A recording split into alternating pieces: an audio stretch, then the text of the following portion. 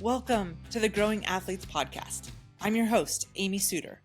Join me on a journey to unlock potential, chase dreams, and lead authentically fulfilled lives.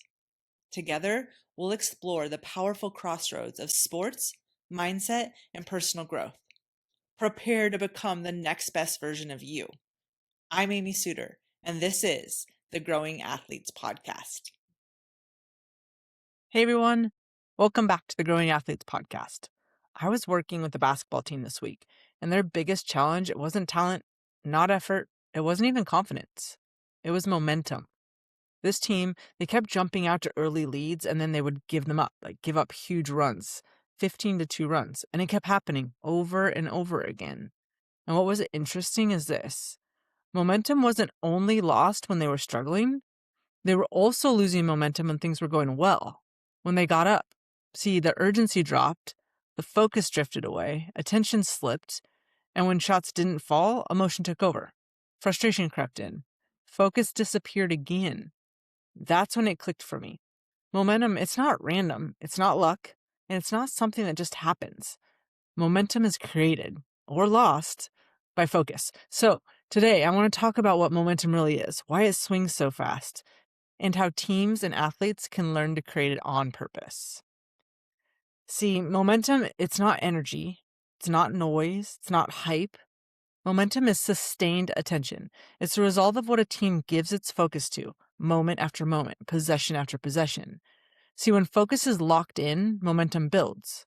When focus drifts, momentum swings. And here's the part most teams miss. Momentum can swing against you just as fast as when you're winning, as it does when you're struggling. Because in both cases, focus often leads to the present moment. When a team goes on a run, emotion spikes. That can be excitement, some people can feel relief, confidence, or frustration and pressure. Emotion itself, it's not the problem. The problem is when the emotion hijacks your focus. A missed shot leads to replaying the mistake. A made shot leads to relaxing. A big play leads to celebrating, a bad call leads to arguing, and the moment focus leaves this play, momentum starts moving the other direction. Now, this is where momentum really starts to make sense. Your brain has a system called the reticular activating system, or RAS, and you don't need to remember the name, just understand what it does. Your RAS is just like a filter. It decides what you notice, what stands out, what feels important, what you react to, and here's the key. What you focus on gets amplified. So let's make this real. If your focus is on frustration, you start noticing every mistake. If your focus is on fear, you notice pressure and what could go wrong. If your focus is on judgment, you notice the crowd, the refs, the bench, who's watching me today, who's talking. If your focus is on comfort, you notice how tired you are, how much you're up, how easy it would be to relax.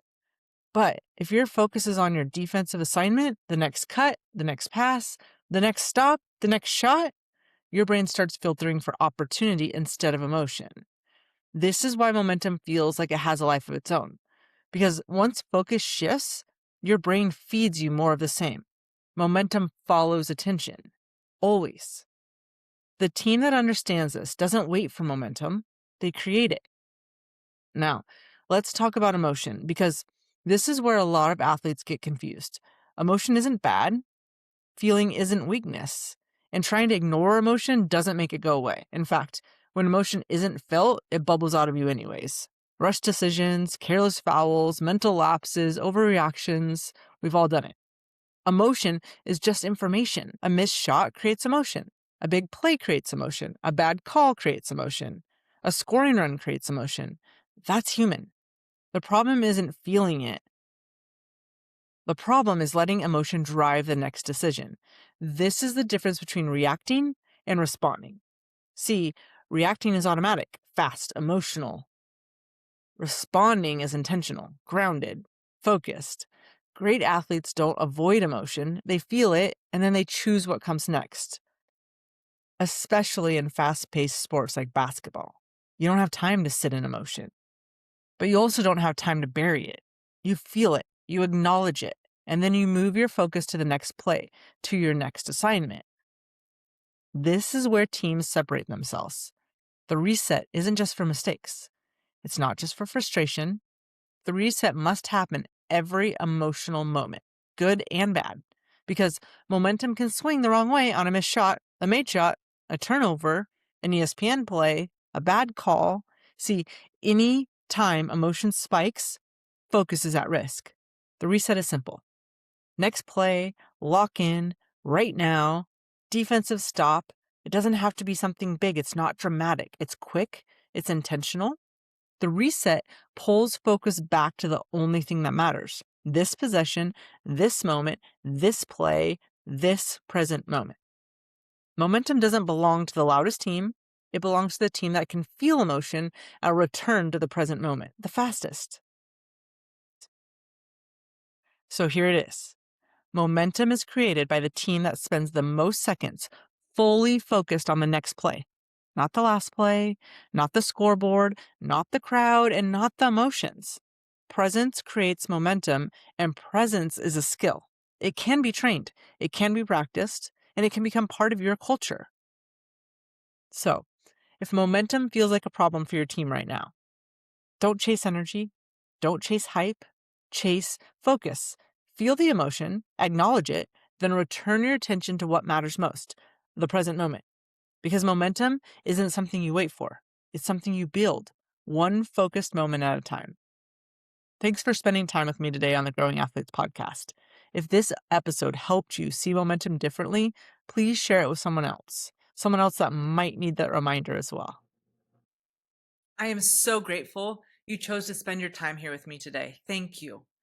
To learn more about Growing Athletes and to get access to today's show notes, visit me at amysuter.com. Always remember, both you and your athletes have everything you need inside of you to achieve anything you set your minds to. So go out there and pursue those dreams relentlessly. And keep in perspective, it's who you become on this journey that really matters, as our dreams will always expand at the exact same rate as our personal growth. I love you all, and I will talk to you next week.